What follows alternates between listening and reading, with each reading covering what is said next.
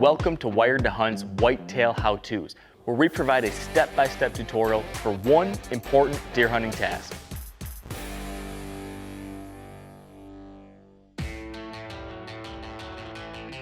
I love hunting ponds. It's one of my favorite strategies. Early season, late season, during the rut, during the October lull, I don't care. I like water because deer like water. They need water.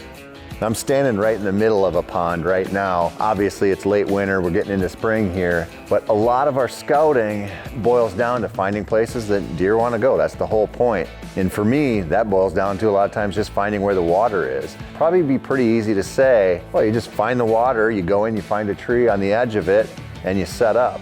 But it's not really so simple. If you hunt Kansas, Nebraska, the Dakotas, a lot of the water doesn't have a tree stand tree around it. You might not be able to walk in and put a hang on up or saddle up. You might have to sit on the ground. That changes how you're gonna hunt things. So you have to think about your ambush. But the main consideration with hunting ponds is how is the wind gonna work for you there, and how do the deer approach it, and how do they leave it? And so we think about ponds as like, okay, the deer are gonna walk up there, they're just gonna drink. I have never seen a pond, even a really small one, that the deer didn't seem to like to approach from a certain way. And so in that situation, you can set up and shoot the whole thing. It doesn't really matter. Usually you can play the wind and go, well, it's blowing out of the north, I'm gonna set up on the south side or whatever. But when you start getting into a pond like this, now you've got something a little bit bigger. I can't shoot with a bow across this one.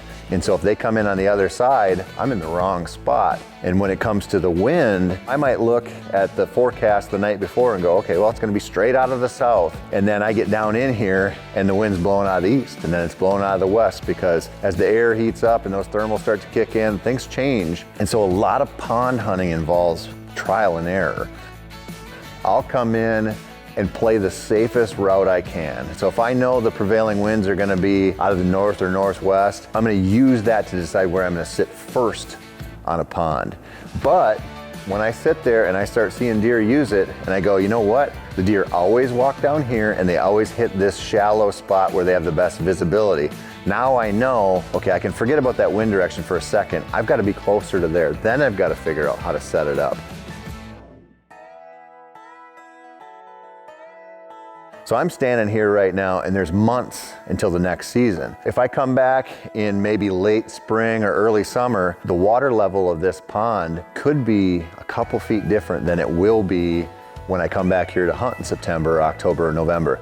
That actually happened to me on this pond last year, and I came in August and I thought, I've got this place dialed. I know where they're coming down, I know where they walk around the water, and so I'm gonna set up for that and the prevailing winds. Well, we had a pretty dry fall, and so by the time I came back for a rut hunt, this water level was quite a few feet lower, which is pretty significant on a small pond. What that did was gave those deer a lot more options to approach it from different ways. Well, next time that I'm working a pond like this, I really have to anticipate that that's gonna be a possibility. You might be thinking, you know, when is the best time to hunt a pond? And intuitively you're gonna say, well, if it's hot, that's a no-brainer. You should probably get in there, but deer need to drink every day.